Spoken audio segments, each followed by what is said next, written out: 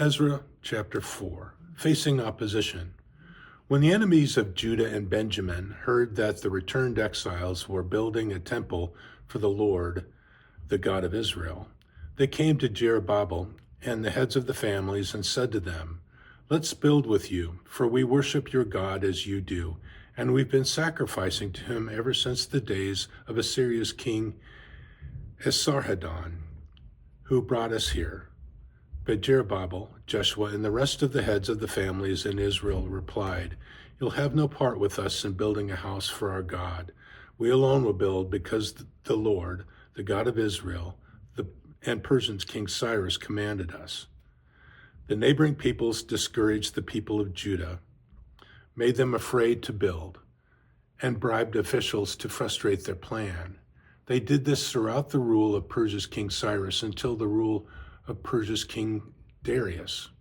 Writing to the king Artaxerxes, in the rule of Ahasuerus, at the beginning of his rule, they composed an indictment against those who lived in Judah and Jerusalem.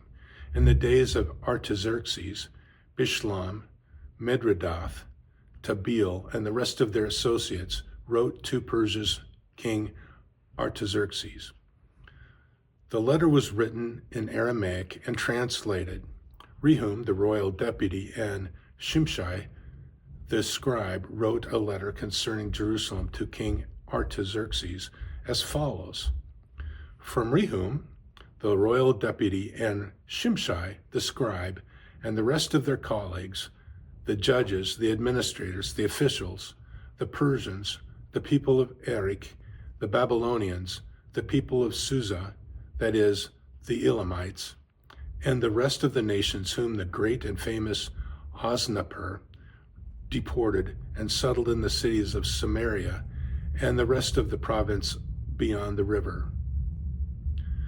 This is a copy of the letter they sent to him. To King Artaxerxes, from your servants, the people of the province beyond the river, may it be known to the king that the Jews who left you and came to us have arrived in Jerusalem. They are rebuilding the rebellious and wicked city. They are completing the walls and repairing the foundations. May it be known to the king that if this city is rebuilt and the walls completed, they will not pay tribute or tax or dues, and the royal revenue will be reduced. Since we receive our salary from the palace, and since it is not fitting for us to witness the king's dishonor, we now send this letter and inform the king so that you may search the records of your ancestors. You will discover in the records that this is a rebellious city, harmful to kings and provinces, and that it has been in revolt over a long period of time. As a result, the city was laid waste. We tell the king that if this city is rebuilt and its walls completed, you'll have no possession in the province beyond the river. Artaxerxes responds. The king sent this letter. Greetings to Rehum, the royal deputy, and Shimshai, the scribe, and the rest of their colleagues who live in Samaria and elsewhere in the province beyond the river. The entire letter that you sent to us has been read in translation for me. I issued an order. They searched and discovered that this city has revolted against kings over a long period of time. There's been much rebellion and revolt there. However, there have been mighty kings over Jerusalem who have ruled over the whole province beyond the river. Tribute and taxes and dues were paid to them. Therefore, issue an order to stop these people. This city is not to be rebuilt until I make a decree. Be sure to carry out this order.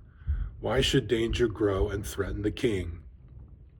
When the copy of King Artaxerxes' letter was read before Rehum and Shimshai, the scribe, and their colleagues, they hurried to Jerusalem to oppose the Jews and made them stop by force of arms. At that time, the work on God's house in Jerusalem stopped and was suspended until the second year of the rule of Persia's King Darius. That's the end of chapter 4.